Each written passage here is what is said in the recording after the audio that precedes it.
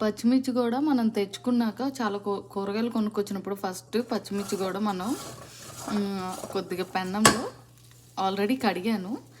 ఇలా ఇలా ఇరుక్కుంటే చాలండి. ప్రతిదీ స్లిట్ చేసుకోవద్దు, చాలా టైం పడుతుంది.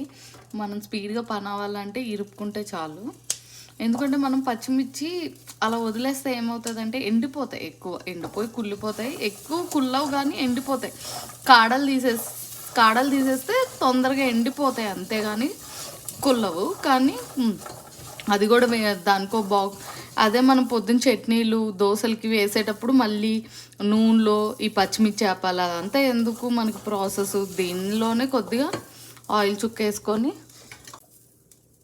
అసలు ఇలా వేపుకునే వాటిలో ఆయిల్ కూడా ఎక్కువ వద్దండి అసలు. ఎందుకంటే మనం కొన్ని వాటిలో అస్సలు తప్పవు ఆయిల్ వేయాలి.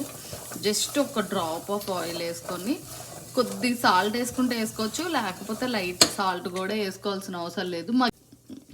మగ్గ పెట్టేయాలన్నమాట. ఒక్క డ్రాప్ ఆఫ్ ఆయిల్ వేసి హైలో పెట్టద్దు, అస్సలు పెట్టద్దు. సిమ్లో పెట్టండి, మీడియంలో పెట్టండి. ఈ చుక్కేసి ఆల్రెడీ కడిగి ఉంటాం కదా, వెంటనే చేసేస్తాం కదా. కడిగేసి వెంటనే కాడలు పైన ఉన్న క్యాప్ తీసేసేసి కాడలు తీసేసేసి కడిగేసేసి ఆ తడి మీద కొద్దిగా ఒక డ్రాప్ వేస్తే ఎక్కువ నూనె కూడా పట్టదు అనమాట. సిమ్లో పెట్టేసేసి మగ్గ పెట్టేస్తే మనం మార్నింగ్ చట్నీలకి మళ్ళీ ఇవి వేపుకోవాల్సిన పని తగ్గిద్ది అనమాట. అంతే. పక్క జాగ్రత్త తీసుకోవాల్సింది ఏంటంటే, మనం పచ్చిమిర్చి వేపుతున్నాం కదా, బాగా కోరు దగ్గు ఘాట్ వచ్చేస్తుంది. కంపల్సరీ వెంట వేసుకోవాలి, వెంటుంటే ఫ్యాన్ వేసుకోవాలి.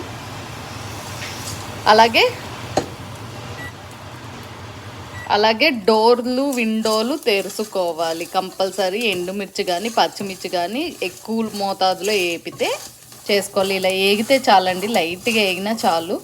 హైలో పెడితే పైన ఏగిద్ది, లోపల పచ్చిగానే ఉంటుంది. సిమ్లోనే పెట్టుకోవాలి. అప్పుడు లోపల పైన రెండు ఈవెన్గా మగ్గుతాయి అన్నమాట.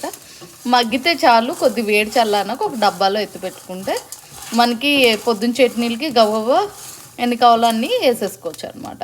ప్రతిసారి కారం వేయం కదా, లుక్ బాగుండదని అందుకు.